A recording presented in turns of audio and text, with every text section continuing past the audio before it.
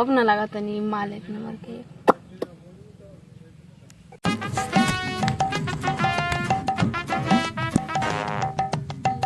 दो गला कहाँ से आ गए सुबह सुबह पी के Mostly, you are so beautiful, so beautiful. भाग दो गला हम तोरा खाती थोड़ी ना तैयार मिले अपन मरद खाती तैयार मिले अब कर भाई नहीं मेरा भी हक बनता है उसका भाग भाग भाग खेदो का खेदो करूँ कही क्या तो भैया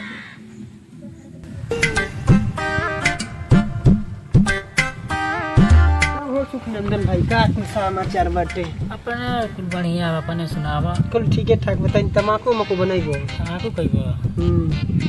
क्या बना रहे और कुल घर परिवार के सब समाचार बताओ सब कुल ठीक है बा अब दुआरा पर कैसन मेहरारू बैठे बता बल्कि यहाँ पर तो ही आई है वो दिल्ली से आई लिया लॉकडाउन लागल ना लड़का कहल कि बाबूजी बियाह के लिए आवत है दिल्ली ये मेरे तो बड़ा एडवांस में तो यही जो बैठल वाला जा तो नहीं खेल तो सामने नहीं लिपि कुछ जमाना गई लब लगाए पजाए वाला का अब जाए दो अब जैसन संस्कार है वैसन हम हमारा लड़का बा ना बियाह करावा अच्छा बहुत माने लग करके देखत नहीं खा कितना बढ़िया से तैयार होती है इतना अच्छा पतो भारत जिला में कहीं मिली ना ना ना ना कमरता कहाँ रहेला मारता दिल्ली रहेला कमाला वाला अच्छा चल तोहार पारिवारिक बात बा तू समझ भैया तनी खैनिया द हम चली तनी भैया लाई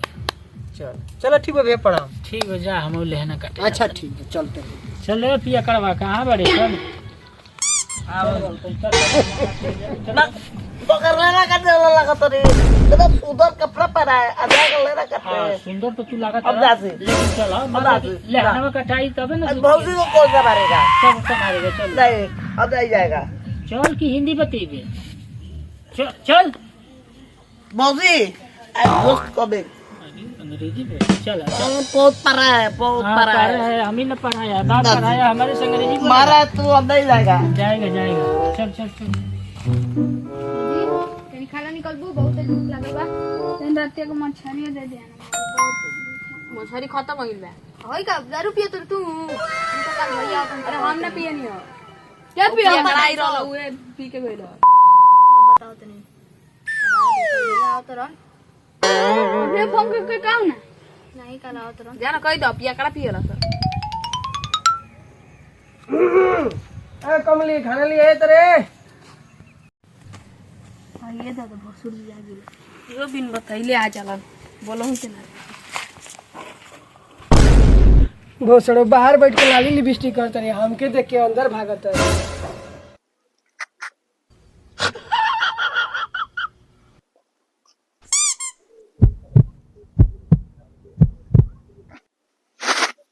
अरे हाँ राजा जी आ गए हमारा राजा जी आ गए खुश रहो चलिए बैठिए ये कुर्सी पानी वानी पिए के लिए आओ तुम जा जल्दी आओ स्टार्ट आई दादा मोना आ गई का अब तो झगड़ा करवाई लो भौजी बनावा खाना है झुराइल बा जुराइल नहीं खे आई हे तनी में खाना बन पाई रे लियाओ तन जाओ रे हाय सर वो कब आइला चलो जका मिठाई मांगे ए कहां जी तर लो मिठाई मांगे जब ओकरा से झगड़ा चलत त का जी बोलो अच्छा झगड़ा चलता चलो लावना और लेके आओ चल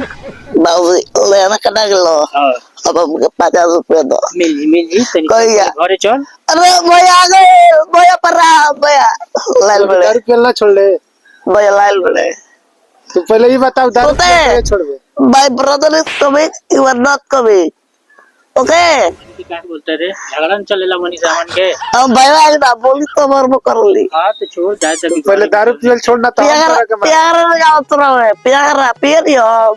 ये भी तो कोई ना आदमी आप पिए दी कोई भैया पिए दी कौन के ब्लाउज पहले बड़े रे ब्लाउज हमारे आई शाहरुख खान के पूजो है ना ना चल ठीक बा हीरो बन जो सरवा पी के कहियो मरिए जीवते नाम वो चल बाबू बैठा तू हो जा पानी ले पिए दे रे पानी लिया के दे बाबू के ई का रे हां ए कति कमा के आई अब बाहर से क्या ये कुछ बढ़िया हल्दी आओ तो बना के दे देना आओ जोन का है हलवा लिया के दे दे रतिया वाला गरम दवा नहीं थे ना। अरे वो तो लिया के दे दे तो गड़ी डाल दे जो। नमस्कार भैया। नमस्कार कब गए बड़े सवेरे 5 बजे बनारस वाली बस से पानी वानी पी ले ना ए सर तो हमके खाना मिलता नहीं क्या तो के पानी कहाँ से मिली ये बतिए बा तो बैठो सर बैठो हो ठीक जा है बैठो।